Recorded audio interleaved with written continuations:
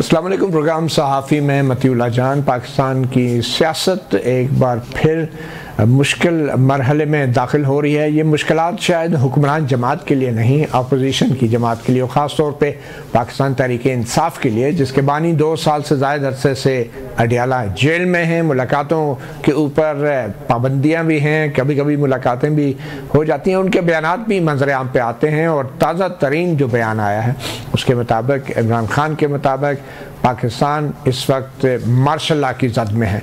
अब ये किस हद तक बात दुरुस्त है, इस पर भी बात करेंगे। इसके साथ ही अमेरिकी सदर डोनाल्ड ट्रंप बज़ाहिर पाकिस्तान और पाकिस्तानियों से बड़े मुतासर नज़र आते हैं। एक बार फिर उन्होंने फील्ड मार्शल से अपनी मुलाकात के हवाले से कहा है कि फील्ड मार्शल आसिम मुनीर बेहतरीन इंसान हैं और पाक भारत जंग रुकवाना सबसे बड़ी कामयाबी है। फील्ड मार्शल और मोदी से कहा कि आपको तिजारत करना पड़ेगी।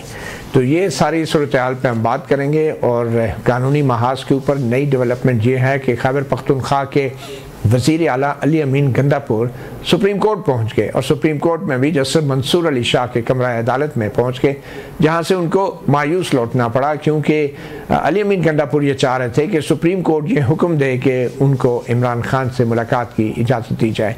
मगर बताया जस्टिस मंसूर अली शाह ने उन्हें बताया कि उनकी कोई भी दरख्वास्त जो है उसको समाअत के लिए मुकर्रर करना उनके अख्तियार में नहीं, बल्कि चीफ जस्टिस याहिया आफरीदी और रजिस्ट्रार सुप्रीम कोर्ट जो हैं वो मुकदमात को फिक्स करते हैं समाअत के लिए। तो आखिर अली अमीन गंदापुर सुप्रीम कोर्ट आए क्यों? और अब कल जो बड़े अहम 2 मुकदमात दोबारा से सुप्रीम कोर्ट और इस्लामाबाद हाई कोर्ट में उनकी समाअत शुरू होने जा रही हैं, क्या उससे पाकिस्तान की सियासत में कोई बड़ी तब्दीली रुनमा हो सकती है? एक मुकदमा मखसूस नशिस्तों का है जो कुछ दिनों के वक्फे से शुरू हो रहा है, और दूसरा मुकदमा है साबिक वज़ीर आज़म इमरान खान और उनकी अहलिया बुशरा बीबी की अल-कायदा ट्रस्ट केस में सज़ाओं की मुअत्तली के हवाले से जो दरखास्तों की समाअत है कल इस्लामाबाद हाई कोर्ट में एक बार फिर शुरू होगी। क्या सज़ाएँ मुअत्तल होंगी या नहीं, एक बहुत बड़ा सवाल है, और इसी सवाल के जवाब में पोशीदा है पाकिस्तान की सियासी सिमत। तो आज के जो हमारे मेहमान हैं उनका तारफ़ कराते चलें। इस्लामाबाद स्टूडियोज़ में मौजूद हैं ज़ुल्फ़िकार अली भट्टी, मुस्लिम लीग नून के MNA हैं, उनके साथ तशरीफ़ रखते हैं मोहम्मद असलम घुम्मन, पाकिस्तान तहरीक इंसाफ के MNA हैं। असलम घुम्मन साहब अपने नाम के साथ ब्रिगेडियर रिटायर्ड नहीं कहलवाना चाहते? मैं फ़खर अच्छा, मगर ये शायद लिखा नहीं होता है। बहुत शुक्रिया। और हमें ज्वाइन किया है सीनियर जर्नलिस्ट हैं, एडिटर रोज़नामा पाकिस्तान ईसार राना ने, वो भी हमें वीडियो लिंक पे ज्वाइन कर रहे हैं। सबसे पहले तो असलम घुम्मन साहब आपकी तरफ ही आएंगे। खान साहब कह रहे हैं कि इस वक्त मुल्क में हाइब्रिड निज़ाम नहीं बल्कि मार्शल लॉ है और मुकम्मल डिक्टेटरशिप नाफिज है, तो आप इससे तायद करते हैं इमरान खान साहब की इस बात? देखिए जी, ये आपको पता हाइब्रिड निज़ाम का किसने खिताब दिया है या किसने ये पहले बात की है? हमारा एक सियालकोटी MNA साहब है और डिफेंस मिनिस्टर भी है, उन्होंने ये पहले ये लफ्ज़ ईजाद किया है, क्योंकि वो अक्सर इस तरह की चीज़ें करते रहते हैं। मेरा नहीं ख्याल कि खान साहब ने इस तरह कोई बात की होगी। अच्छा?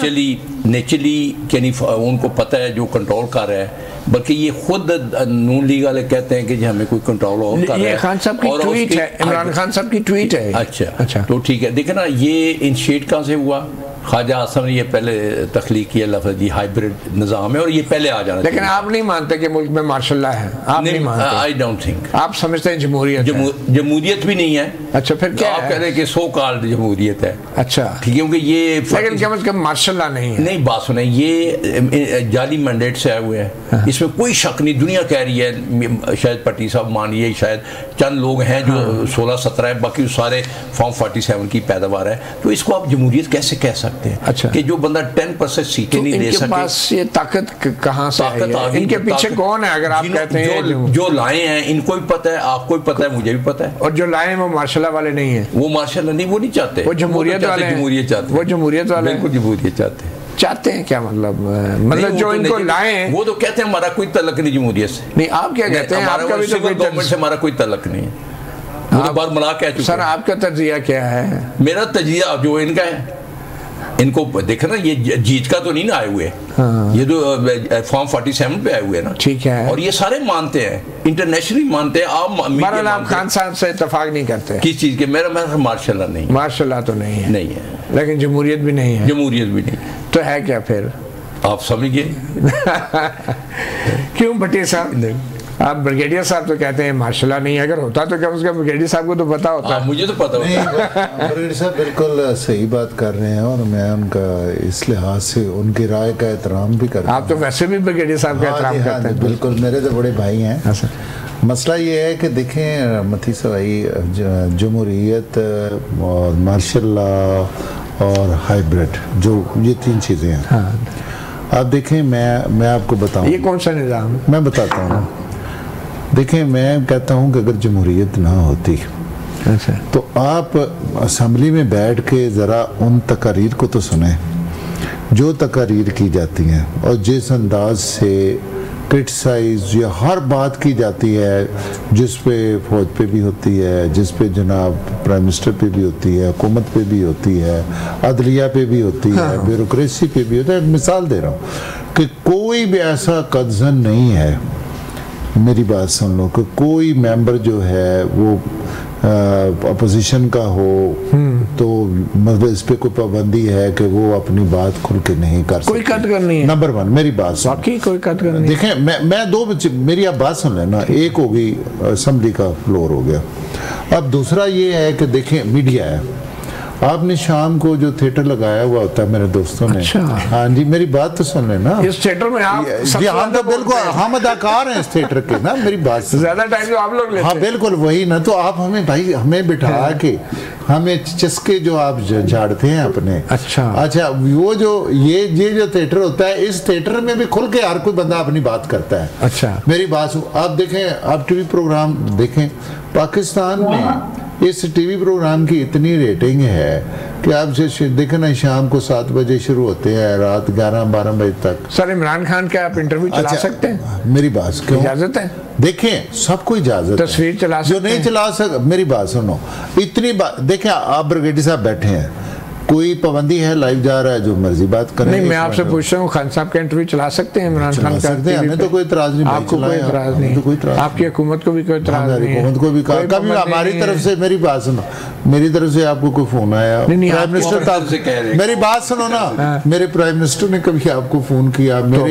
मेरी आप बात सुन लें, कभी आप मेरे अपना जो मिनिस्टर है इंफॉर्मेशन, उन्होंने आपको कभी फोन किया? भाई ये नहीं चला। नहीं, आप तो नहीं करते, आप तो करवाते हैं। क्यों?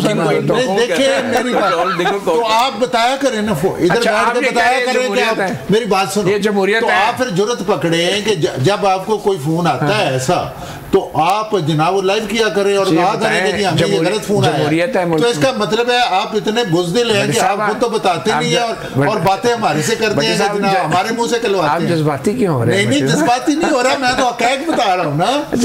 आप खुद मीडिया वाले, मेरी बात सुन, आप में इतनी जरूरत नहीं है कि अगर किसी बंदे को फोन आता है तो वो बताए जी मुझे फलां का फोन आता है। अच्छा, ये बताएं, जमहूरियत है या नहीं है? जमहूरियत है। अच्छा, ये जो लोग कहते हैं हाइब्रिड है, मार्शल है, झूठ बोलते हैं। देखें, मैं आपको अभी देखें, मेरी बात सुनो, अभी ये बात हुई इलेक्शन की, उन्होंने मेरे ब्रिगेडियर साहब, मुझे बताएं, ख्वाजा आसिफ झूठ बोल रहे हैं? मेरी आप बात सुनो, देखें वो एक वज़ीर दिफा है मुल्क के। मेरी बात सुन, पाकिस्तान अभी उन्होंने दिफा किया कामयाबी से। मैं आपको बताऊं, लोग इसको हाइब्रिड क्यों कहते हैं, या कोई ऐसी कोई बात क्यों? नहीं, आप तो कहते हैं नहीं है। मेरी आप बात सुने ना, एक मिनट मेरी बात, मैं तो समझता हूँ कि मुकम्मल जमहूरियत है। अच्छा, मुकम्मल, मुझे तो कोई ऐसा इशू नहीं है। और ये जो हाइब्रिड कहते हैं वो कौन लोग हैं? ये कौन लोग हैं जो हाइब्रिड कह रहे हैं? नहीं, हाइब्रिड कौन कह रहा है? ये ख्वाजा आसिफ वज़ीर दिफा। नहीं, देखे मैंने वो बयान नहीं सुना। अच्छा, आपने नहीं सुना। चले फिर इसार राना साहब से पूछ लेते हैं। मैंने नहीं बयान। चले, इसार राना साहब, आप क्या कहेंगे बतौर सहाफ़ी, बतौर कालम नवीस, तज्जियाकार, कि इमरान खान का ये कहना है कि मुल्क में मार्शल्ला है और मुकम्मल डिक्टेटरशिप है? ब्रिगेडियर साहब भी और भट्टी साहब भी दोनों इस बात पे मुत्तफिक है कि कम से कम मार्शल्ला नहीं है। हाँ, बिल्कुल नहीं। तो आप क्या कहते हैं? देखिए, इसी ट्वीट में उन्होंने आगे जाके अपनी इस बात की वजाहत भी की है। उन्होंने कहा कि अगर मुकम्मल डेमोक्रेसी होती तो फिर शहबाज शरीफ जाते हैं ट्रंप से मिलने के लिए।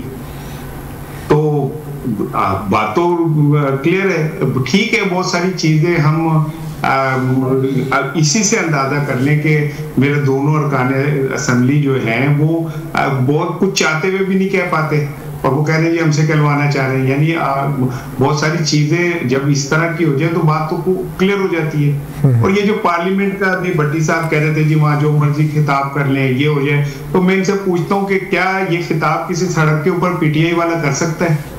क्या ये खिताब पीटीआई वाला किसी जलसे में कर सकता है? अगर जमहूरियत है तो क्या वो क्या नाम है रैली कोई निकाल सकता है? क्या इस तरह का कुछ हो सकता है? तो अगर नहीं हो सकता तो फिर इसका मतलब है कि आप लोग जो हैं इस आप अपना इसको और ये एस्टेब्लिशमेंट के कंधे पे रख के आप बंदूक चला रहे हैं जमहूरी आजादियां, इसका मतलब आपने सल्ब की हुई है क्योंकि आपकी हुकूमत लोगों को गिरफ्तार करती है। आपका पार्लियामेंट का जब प्रोडक्शन ऑर्डर भेजता है तो वो जो सुप्रीटेंडेंट जेल है वो उठा के ऐसे करके बाहर फेंक देता है। तो क्यों नहीं स्टैंड लेती जमहूरियत इसके ऊपर? क्यों नहीं बात करते? क्यों नहीं पार्लियामेंट वाले इसके ऊपर स्टैंड ले? इसलिए कि सबके टीए लगे हुए, कौम जो है वो बिल भी भरेगी, सब कुछ भरेगी। तो आप क्या समझते हैं? आप क्या समझते हैं ये मार्शल लॉ है, हाइब्रिड है, जमहूरियत है, क्या है ये निज़ाम? देखिए ये तो क्लियर है कि अगर आपका वजीर दिफा ये बात कह रहा है कि हाइब्रिड सिस्टम है और वो तो इस दुख का इजहार कर रहा है कि काश 1990 से यही सारा कुछ हो जाता, तो जब इतनी बड़ी ऑथेंटिक एक वो आ रही है तो मैं इसे कैसे इनकार कर सकता हूँ? सही, मैं कैसे इस बात को कह सकता हूँ? लेकिन ये भी सवाल है कि ये जो अचानक उनके ये हाइब्रिड का उन्हें कहने का ख्याल है, ये अमेरिका के विजिट के बाद ही क्यों आया फील्ड मार्शल साहब के? अचानक अब आपको क्यों कुछ रिजर्वेशंस और कुछ इस तरह के खौफ लाख होने लगे? क्योंकि मेरी नजर में मती भाई सुन लें, इमरान खान पे जितना बुरा वक्त आना था आ गया, अब बारी किसी और की। और ये आप जो थोड़ी चीखें सुन रहे हैं ना, ये आहिस्ता आहिस्ता बढ़ती हुई सुनेंगे। अच्छा। जो होना सी हो गया है वो मजीद कुछ नहीं हो सकता। चलें जी, अब जिनकी बारी है उन्हें पता है कि अब हमने शोर शराबा करना है। ये बात उनको हजम नहीं हो रही है कि जो कुछ अमेरिका में हो गया है ना, एक तो वो दुनिया में वो सारे एक्सपोज हो गए, दूसरा उन्हें आने वाले वक्त में नजर आ रहा है कि ये तो मामला किसी और तरफ जा रहा है और हमारी खैर नहीं होनी है। जड़ा जेल नीचे वो तो उसको क्या परवाह है, उसका तो साथ जो होना। आप तो कह रहे हैं इसार साहब, आप तो कह रहे हैं कि एक्सपोज हो गए, लेकिन पाकिस्तान तो इसको बहुत बड़ी सफारती कामयाबी समझता है और इसमें कोई शक नहीं कि भारत और भारतीय मीडिया जो है इस पर सख्त नाला है कि पाकिस्तान के फील्ड मार्शल को वाइट हाउस में दावत दी गई है और मोदी से भी बात की जा रही है और मोदी का और हमारे फील्ड मार्शल का नाम डोनाल्ड ट्रंप साहब एक ही सांस में ले रहे हैं और फिर ये भी कह रहे हैं कि फील्ड मार्शल आसिम मुनीर बेहतरीन इंसान हैं। ये सदर ट्रंप ने कहा। एक छोटी सी ब्रेक के बाद इस पर भी बात करते हैं। वेलकम बैक सहाफ़ी प्रोग्राम में। ब्रिगेडियर रिटायर्ड मोहम्मद असलम गुम्मन साहब, जमहूरियत और आमरीत के बीच जो एक हाइब्रिड निज़ाम है, क्या इस हाइब्रिड निज़ाम का कोई फ़ायदा है? इसमें कोई बेहतरीन सियासतदान या इंसान पैदा हो सकते हैं इस निज़ाम में? बिल्कुल नहीं हो सकते। रीज़न, जब जिस मुल्क में मेरिट नहीं होगा, जिसमें इलेक्शन शफाफ नहीं होंगे, लोगों की आवाज़ जो ऊपर तक नहीं आएगी, लोग के नुमाइंदे नहीं आएंगे, तो वही होगा। फिर उसको हाइब्रिड कह लें, कंट्रोल डेमोक्रेसी कह लें या किसी के डिक्टेटरशिप कह लें। और दूसरा इसमें बेहतरीन इंसान पैदा नहीं हो सकता। नहीं, उसकी अभी मेरे भाई भट्टी साहब ने बात नहीं, लेकिन फिर सदर डोनाल्ड ट्रंप झूठ बोल रहे हैं जब वो कहते हैं कि फील्ड मार्शल आसिम मुनीर बेहतरीन इंसान है। ये गलत बयान है। देखो, इंसान अच्छा होना कोई बात नहीं हो, आपसे कुरान है, चीफ ऑफ आर्मी स्टाफ है, ये डिप्लोमेटिक। तो सदर ट्रंप उनको जो बेहतरीन इंसान कह रहे हैं वो बतौर हाफिज़े कुरान कह रहे हैं या बतौर चीफ ऑफ आर्मी स्टाफ जब बनता है ना, उसमें कोई ना क्वालिटीज होती है। वो हमारा यानी बड़ी जनरल ज़िया-उल-हक में भी थी, जनरल बाजवा में भी थी, देखें जनरल मुशर्रफ में भी थी। अल्लाह ने कोई इंसान को बेकार पैदा नहीं किया, वो सारे बेहतरीन इंसान थे ना। देखो, इंसान मैं और आप कोई नहीं जज करने वाला, की जात जज करने वाली वहाँ से कुरान है। और उन्होंने इस मौके पे जाके पाकिस्तान को, हालांकि वो डेमोक्रेसी के शायद खिलाफ हो, लेकिन उनको इज्जत तो मिली ही ना। कौन डेमोक्रेसी के खिलाफ हो? नहीं, मैं ये नाम जो है, ये जो चीफ का मिलना है, चीफ का यूनिफॉर्म में पहले मैं प्रॉबेबली चीफ हैं जो एज ए इंडिपेंडेंट सिर्फ as a chief of army staff मिले हैं। अच्छा, ये एग्जांपल नहीं है। तो आप कहते हैं ये जमहूरियत के खिलाफ है? ये नहीं, जमहूरियत नेचर मैं यही समझ रहे हैं ना जमहूरियत के खिलाफ, क्योंकि जमहूरियत है नहीं ना मुल्क में। अच्छा, सबको पता, मैंने जैसा पहले भी कहा। तो आपने खुद कहा कि जब जमहूरियत नहीं होगी मुल्क में तो बेहतरीन क़यादत कैसे पैदा होगी? कैसे क़यादत नहीं पैदा हो सकती? अभी मेरे भाई कह रहे थे भट्टी साहब कि हम असम्बली में जो चाहे बोल रहे हैं। जो अपोजिशन होती है, अगर सही डेमोक्रेसी हो ना, ये वाकई हुसन होती है और उसकी सजेशनें, उसकी अच्छी डिमांड, उसकी अच्छी अमेंडमेंट करते हैं। ये तो हमें बलडोज कर रहे हैं हर चीज़ पे। मुझे बता दें कि एक अमेंडमेंट, अभी ह्यूमन राइट्स की जितनी वायलेशन हो रही है इस मुल्क में, सर ये कौन बलडोज कर रहा है? ये शहबाज शरीफ कर रहे हैं या बेहतरीन इंसान कर रहे हैं? शहबाज शरीफ कर रहा है। अच्छा, वज़ीर आज़म कौन है? ये कहते हैं ना डेमोक्रेसी है। हाँ। तो वज़ीर आज़म कौन है? अच्छा अच्छा, उनको वज़ीर आज़म बनना चाहिए ना। आप समझते हैं वो बाख्तियार हैं? ये उन्होंने, मैं तो होना चाहिए। नहीं, आप समझते हैं वो बाख्तियार हैं? मेरा ख्याल वो खुद साबित कर रहे हैं कि मैं नहीं हूँ। नहीं हूँ तो फिर उन पे आप कैसे इल्जाम लगा? क्यों नहीं? हम तो उसको वो ये तो कहते हैं ना हम डेमोक्रेसी हम जीत कर आए हैं। हाँ। चलो मान लेते हैं, जो कि नहीं हम मानते, लेकिन वो अपने आप को वज़ीर आज़म तो बनाए ना। सर जी, बहरहाल ज़ुल्फ़िकार भट्टी साहब फील्ड मार्शल आसिम मनीर बेहतरीन इंसान हैं, अमरीकी सदर ने अब कहा है, तो शहबाज शरीफ क्या है, वज़ीर आज़म क्या है? मती भाई मेरी आप बात सुने, एक छोटी सी बात है, हमें आना चाहिए रियलिटी की तरफ। आप मुझे ये बताएं कि इस वक्त हाँ जो भी दुनिया में कोई भी मुल्क है उसका एक अपना निज़ाम हुकूमत है, उसकी एक अपनी जोग्राफी हैसियत है। मेरी बात सुनो, आप देखें आपके टारगेट्स क्या हैं? आपके टारगेट्स ये हैं कि आपकी मैशत बेहतर हो, आपके टारगेट्स ये हैं कि आपका डिफेंस बेहतर हो। सही, दो चीज़ें हैं आपकी। ठीक है कि जमहूरियत टारगेट नहीं है, देखें मेरी आप इंसानी हकूक टारगेट नहीं है, बिल्कुल है, आज़ाद अदलिया, आज़ाद मीडिया टारगेट नहीं है। मैं कहता हूँ वो बिल्कुल हैं, लेकिन ऐसी जमहूरियत या ऐसे इंसानी हकूक या ऐसी हरकतें जो आपको पूरे पाकिस्तान को डैमेज करें। आज अल्लाह ताला का करोड़ करोड़ शुक्र है कि आपका इंडिया और ऐसा इलेक्शन जिससे पाकिस्तान डैमेज हो। मेरी बात जो इलेक्शन और ऐसे नतायज फॉर्म 45 जिससे मुल्क के मफाद के खिलाफ काम हो। नतायज जो आए, अच्छा अदालतें मौजूद थी, ट्रिब्यूनल मौजूद थे, लोग ट्रिब्यूनल्स में गए हैं, लोगों के एक फैसला नहीं हुआ। ट्रिब्यूनल में कितने फैसले हुए? देखिए मेरी बात सुनो, ये हमने फैसले करने हैं। अच्छा, उस वक्त तो ये कहते थे कि जस्टिस साकिब नसार बेहतरीन आदमी है, वो अदलिया को उस वक्त तो मानते थे। उस वक्त ये कहते थे बाजवा साहब बेहतरीन जनरल है और बेहतरीन चीफ ऑफ आर्मी। तो कभी भी कुछ नहीं बदला। मेरी आप बात सुन लेना। अच्छा। ये उस वक्त जब इनका ये अपना दौर था तो उस वक्त ये क्या बातें करते थे? ये कहते थे, जब कहते थे टेलीफोन टेप होता है, ये कहते थे गुनाह वाली बात है, टेलीफोन टेप होना चाहिए। उस वक्त तो ये कहते थे कि जी हम एक पेज पे हैं। उस वक्त तो ये कहते थे कि सरदार हैं आप हमारे। मैं एक बात कर रहा हूँ, अब मैं कहता हूँ कि हर बंदे को इनको जमहूरियत या इनको ये सूट करती है कि जब आपको नहीं करती, इमरान खान को वहां से अडयाला से निकाल के इनको वजीर आज़म बना दिया जाए, ये कहेंगे ये निज़ाम ठीक है। मेरी आप बात तो यही तो होता रहा है। मेरी आप बात सुने ना। हाँ। मसला ये है कि मुझे एक भी पाकिस्तान में पॉलिटिकल पार्टी दिखाएं। ये जब ये 2018 में आए तो ब्रिगेडियर साहब अपने ईमान से बता दें, मेरी आप, मैं तो उसका विक्टिम, आप भी पता है, आपको भी पता है, मुझे ये दिखाएं, बता दें क्या उस वक्त हमारे साथ जस्टिस हुआ था? चलिए, ये तो नहीं कहता कि मैं इसार राना साहब की तरफ जाने, मैं इसार राना साहब की तरफ जाने से पहले ब्रिगेडियर साहब क्विकली ये बता दें कि आज सुप्रीम कोर्ट में अली अमीन घंटापुर साहब पहुंच गए, आपकी पार्टी है। हाँ जी। और वो कह रहे हैं मुलाकातें नहीं हो पा रही। जी बिल्कुल। तो ये आपके चीफ मिनिस्टर हैं खैबर पख्तूनख्वा सूबे के, जी, और वो इतने बेबस हैं कि वो अदालतों में धक्के खा रहे हैं मुलाकातों के लिए। अदालतें, फिर इनकी हुकूमत जो पंजाब की पपट हुकूमत है उनको मिलने नहीं दे रही। उन्होंने बजट के ऊपर बात करनी थी, जो एक साल का बजट होता है, वहाँ की फलाह बहबूद का होता है, उसके लिए मुलाकात नहीं करने दी। और उसके लिए वो गए कि जी हमें मुलाकात तो बजट पास क्यों किया? करना चाहिए था ना। ये इनकी जो बीच में थी कि इसको हम अगर नहीं करेंगे तो हम इनको फारिग करके गवर्नर आज लेंगे। कैसे हो सकता है? अभी 30 तारीख दूर थी। नहीं, टाइम होता है, जल्दी क्या थी? नहीं, टाइम फ्रेम होता है, उसमें अमेंडमेंट भी हो जाती है ना, बाद में हो जाती है। लेकिन अच्छा किया बजट खान साहब ने कभी नहीं मना किया था कि बजट ना पास करें, कभी भी। चल ठीक है, मैं एक से जवाब देना चाहता हूँ। इन्होंने कहा जी कि आपने कहा कि जेल से लोग डायलिसिस से आके, क्या शहबाज शरीफ के ऊपर सुबह फर्द जुर्म आयद नहीं हो रहा था और नेक्स्ट डे उनको अपना पीएम बना दिया गया? चले दोबारा ऐसे हो सकता है, इसमें क्या है? बिल्कुल तो ये इसलिए साहब के लिए आप ये बता दें कि ये जो इमरान खान के केसेस लगे हैं मखसूस नशस्तों का, सुप्रीम कोर्ट में सजाओं की मुअत्तली का, इस्लामाबाद हाई कोर्ट में, आपको लगता है कि कुछ अदलिया की तरफ से मस्बत फैसले आ सकते हैं पीटीआई की सोच के मुताबिक?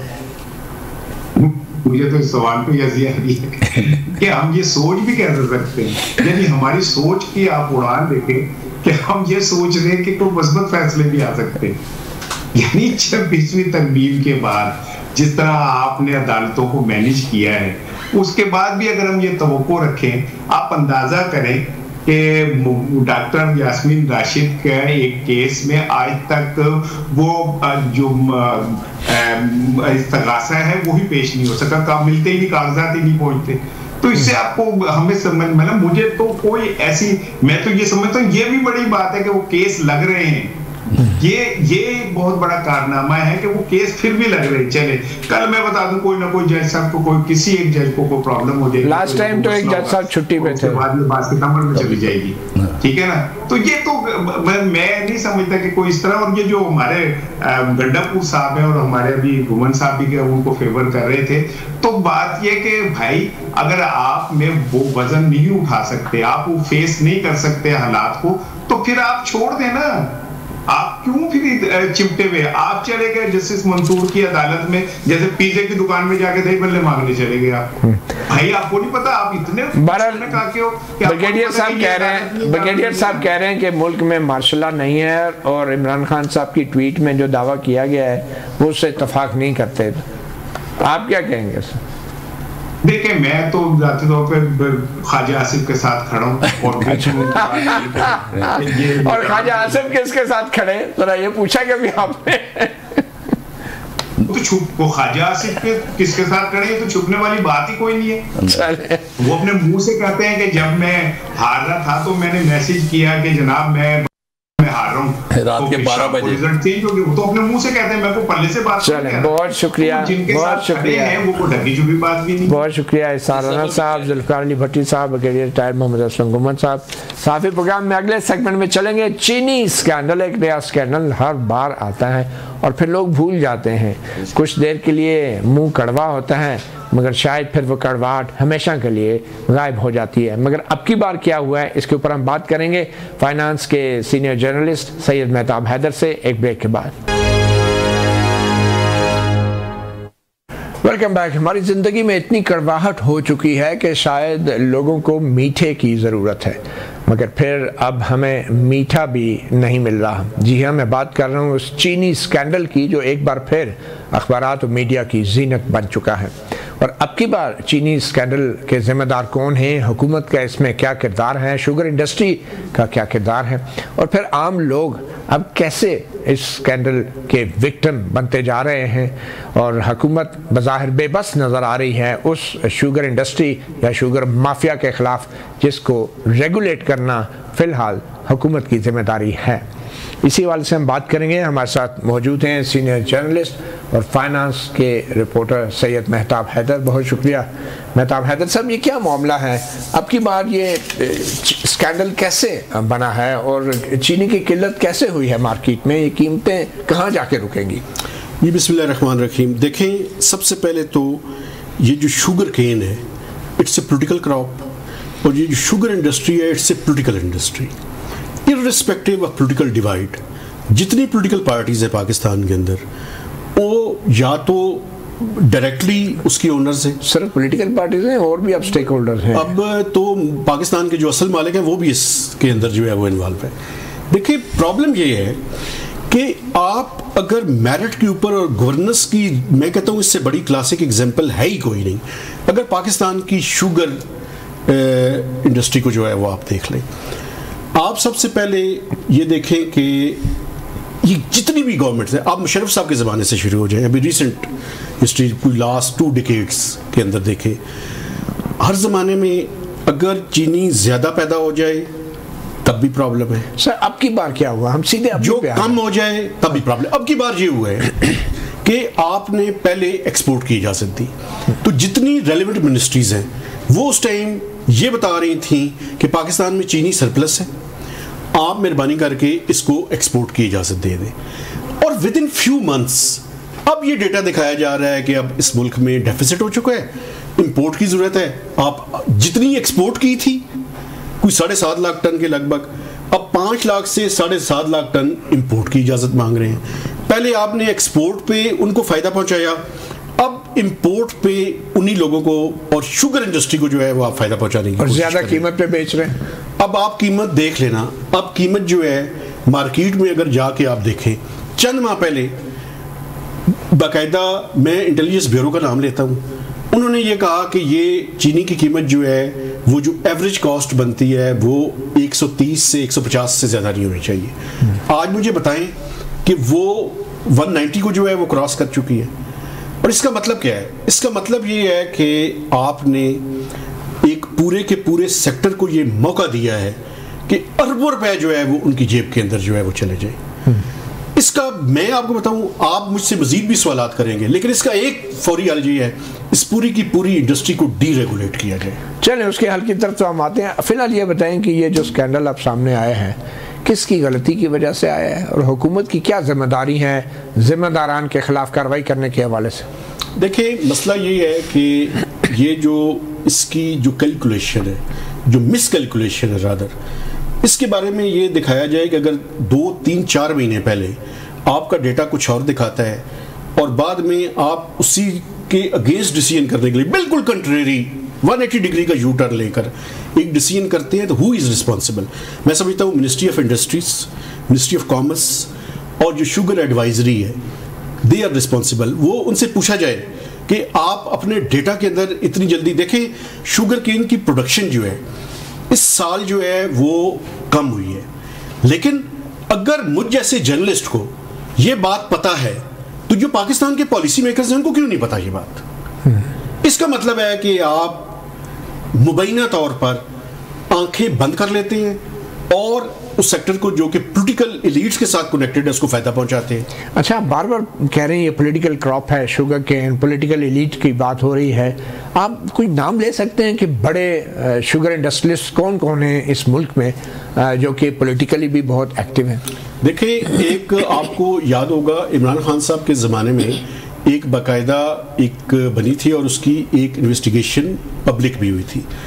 उसमें आप ये देख लें, पीपल्स पार्टी को देख लें, PMLN को देख लें, PTI के लोगों को देख लें, जहांगीर खान तरीन साहब की पार्टी को देख लें, सब लोग इंट्रेंक्ड हैं इस मामले के ऊपर। तो उन सब के जो है वो उसके अंदर मफादात हैं।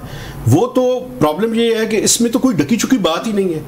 मसलन मुझे ये बताएं, आप शुगर केन की बात करें। सबसे पहले शुगर केन के एरिया के ऊपर आज से बहुत साल पहले वर्ल्ड बैंक ने यह कहा था कि पाकिस्तान को ये बैन कर देना चाहिए। क्यों? वजह क्या है? एक तो वाटर इंटेंसिव है शुगर केन, और वो कॉटन का जो एरिया है जो पाकिस्तान की मेजर एक्सपोर्ट है, उसकी जगह पे आपने उसको रिप्लेस किया हुआ है। तो पहली तो बात ये है। देखिए, अब प्रॉब्लम क्या है? प्रॉब्लम ये है कि इसमें बहुत लोगों की पूरी आपकी जो एलीट है उसने कैप्चर किया हुआ है। मैं आपको बताऊं, आप किसी फार्मर से जाके पूछें, क्योंकि उसकी वजह ये है कि वो जो आपके अगर इंतज़ामिया के लोगों से पूछे, FBR के लोगों से पूछे, तो वो कहते थे कि हम लोगों को पैसे दिलवाने के लिए फार्मर से गन्ना ले लेते थे और अपने तल्लुकात को इस्तेमाल करके फिर उनसे कम कीमत पे लेते थे। बाद में चिट जो है वो इस्तेमाल करके अपने इन्फ्लुएंस के जरिए इन मिल मालकान्स को दे देते थे। ये बड़ी पुरानी प्रैक्टिस रही है पाकिस्तान में। ठीक।